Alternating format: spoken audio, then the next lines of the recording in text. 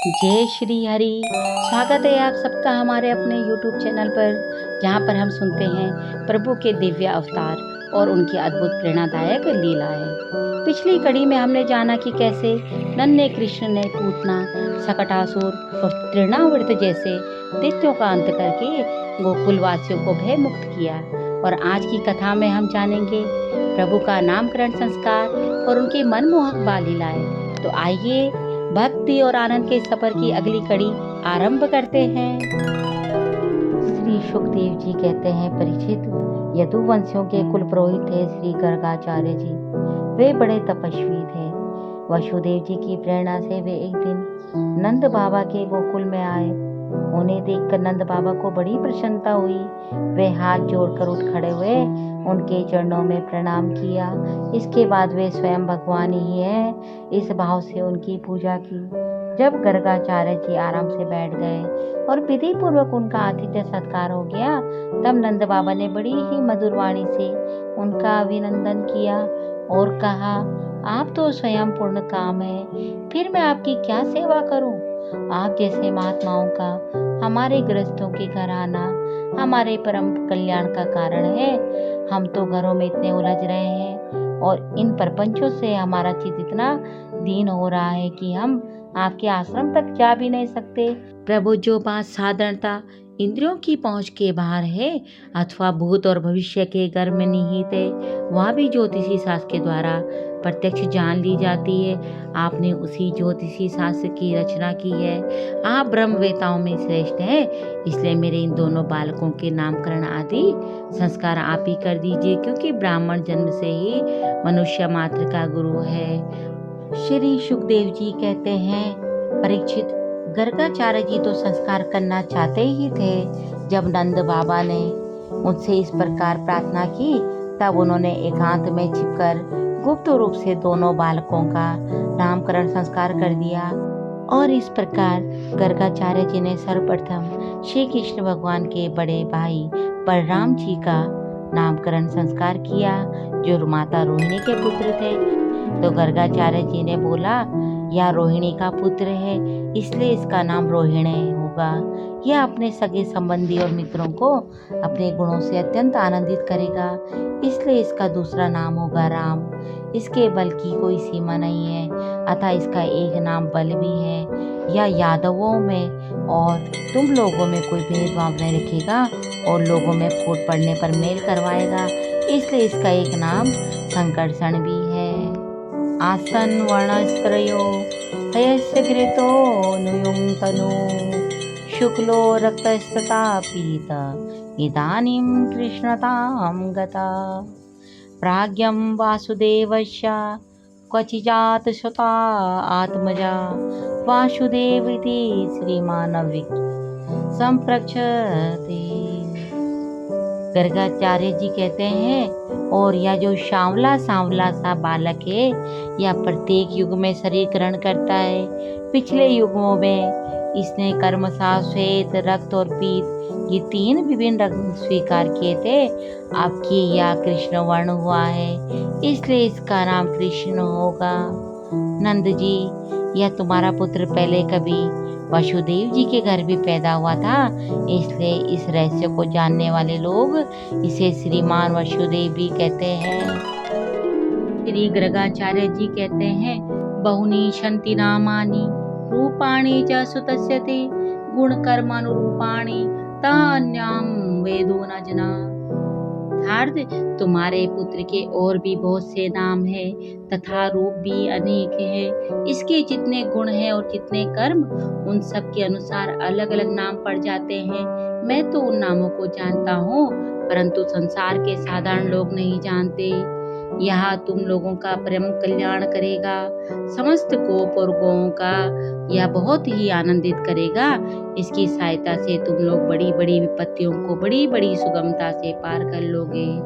व्रजराज, पहले युग की बात है। एक बार पृथ्वी में कोई राजा नहीं रह गया था। डाकुओं ने चारों ओर लूट खसोट मचा रखी थी।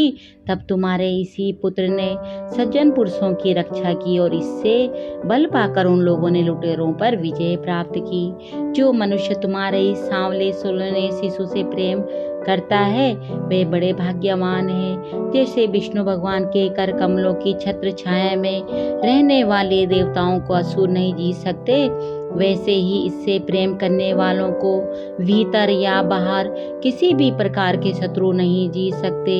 नंद जी चाहे जिस दृष्टि से देखें, गुण में, संपत्ति और सौंदर्य में, कीर्ति और प्रभाव में तुम्हारा यह बालक साक्षात भगवान नारायण के समान है। तुम बड़ी सावधानी और तत्परता से इसकी रक्षा करो। इस प्रकार नंद बाबा को भली भांति समझाकर आदेश देकर गर्गाचार्य जी अपने आश्रम को लौट गए। उनकी यह बात सुनकर नंद बाबा को बड़ा आनंद हुआ। उन्होंने ऐसा समझा कि मेरी सब आशा लालसाएं पूरी हो गई, मैं तो अब धन्य धन्य हो गया हूँ और कृत्य कृत्य हो गया हूँ। जब श्याम सुंदर घुटनों का सहारा लिए बिना चलने लगे, तब वे अपने घर में अनेक प्रकार की कौतुक में लीला करने लगे। एक दिन सांवरे सलोने ब्रजराज कुमार श्री कन्हैया लाल जी अपने सोने घर में स्वयं ही माखन चुरा रहे थे। उनकी दृष्टि मणि के खंभे में पड़े हुए अपने प्रतिबिंब पर पड़ी। अब तो वे डर गए। अपने प्रतिबिंब से बोले, अरे भैया, मेरी मैया से कहियो मत, तेरा भाग जो भी है बराबर ही मुझे स्वीकार है। ले खा ले भैया। यशोदा माता अपने लाला की तोतली बोली सुन रही थी। उन्हें बड़ा आश्चर्य हुआ। वे घर में भीतर घुस आई। माता को देखते ही श्री कृष्ण अपने प्रतिबिंब को दिखाकर बात बदल दी और बोले, माता का ऐसा नवनीत मिदम त्वदीयम लोभेन चोरी तुम मध्य गृहं प्रविष्टा मद्वारणम न मनुते मयि रोषभाजी रोषम तनोति नाही में नवनीत लोभा। मैया मैया, यह कौन है? लोभवश तुम्हारा माखन चुराने के लिए आज घर में घुस आया है। मैं मना करता हूँ तो मानता नहीं है, और मैं क्रोध करता हूँ तो यह भी क्रोध करता है। मैया, तुम कुछ और मत सोचना, मेरे मन में माखन का तनिक भी लोभ नहीं है। एक दिन श्याम सुंदर माता के बाहर जाने पर घर में ही माखन चोरी कर रहे थे। इतने में ही देहवश यशोदा जी लौट आई और अपने लाडले लाल को न देखकर पुकारने लगी, कृष्णा क्वासी करोषि किम पितरिति श्रुत्वे मातृवाचा शांसकम नवनीत चौर्य विरतो विश्रवे ताम ब्रवीता। माता कंकड़ पद्म राग माशा पाणिर्ममातप्यते तेनायम नवनीत बांड प्योरे विनय से निर्वापिता।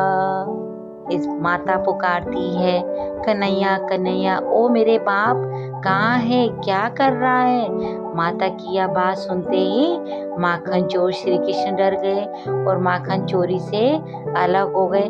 फिर थोड़ी देर चुप रहकर यशोदा जी से बोले, मैया री मैया, या जो तुमने मेरे कंकड़ में पद्म राग जड़ दिया है, इसकी लपट से मेरा हाथ जल रहा था, इसी से मैंने इसे माखन के मटके में डालकर बुझाया था। माता या मधुर मधुर कन्हैया की तोतली बोली सुनकर बड़ी मुग्ध हो गई और बोली, आओ बेटा। ऐसा कहकर लाला को गोद में उठा लिया और प्यार से चूमने लगी। एक दिन माता ने माखन चोरी करने पर श्याम सुंदर को धमकाया, डांटा, फटकारा।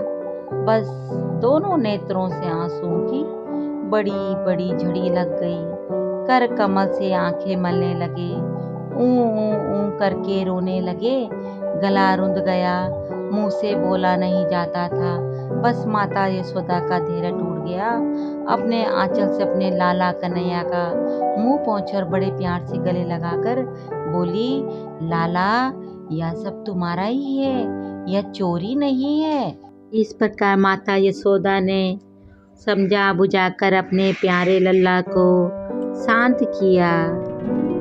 एक दिन की बात है, पूर्ण चंद्र की चांदनी से मणिमय आंगन धुल गया था। यशोदा मैया के साथ गोपियों की गोष्ठी जुड़ रही थी।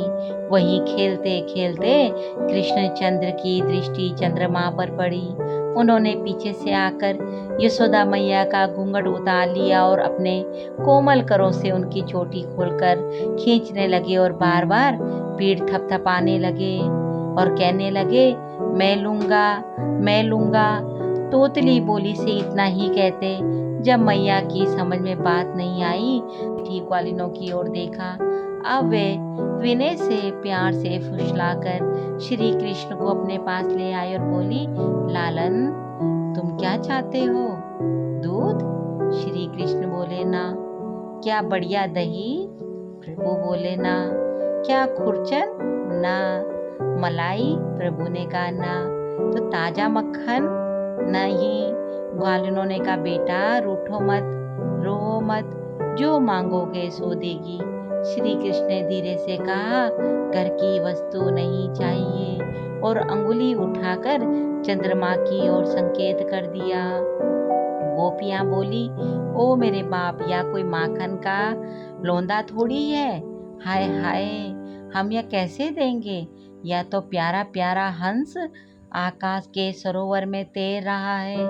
श्री कृष्ण ने कहा, मैं भी तो खेलने के लिए इस हंस को मांग रहा हूँ। शीघ्रता करो, पार जाने के पूर्व ही मुझे ला दो। अब और भी मचल गए। धरती पर पांव पीट पीट कर और हाथों से गाल पकड़ पकड़ कर दो दो कहने लगे और पहले से और भी अधिक रोने लगे। दूसरी गोपियों ने कहा, बेटा राम राम, इन्होंने तुमको बहला दिया है।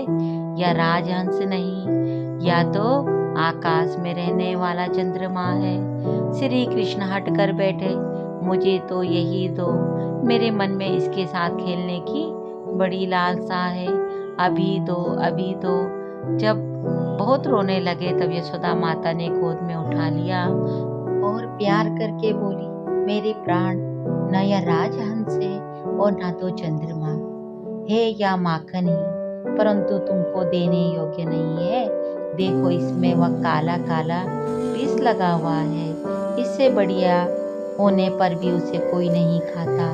श्री कृष्ण ने कहा, मैया मैया, इसमें विष कैसे लग गया? बात बदल गई। मैया ने गोद में लेकर मधुर मधुर स्वर से कथा सुनाना प्रारंभ किया। माता यशोदा, लाला, एक क्षीर सागर है। श्री कृष्ण, मैया, वह कैसा है? यशोदा, बेटा, यह जो तुम दूध देख रहे हो, इसी का समुद्र है। श्री कृष्ण बोले, मैया, कितनी गायों ने दूध दिया होगा जब समुद्र बना होगा?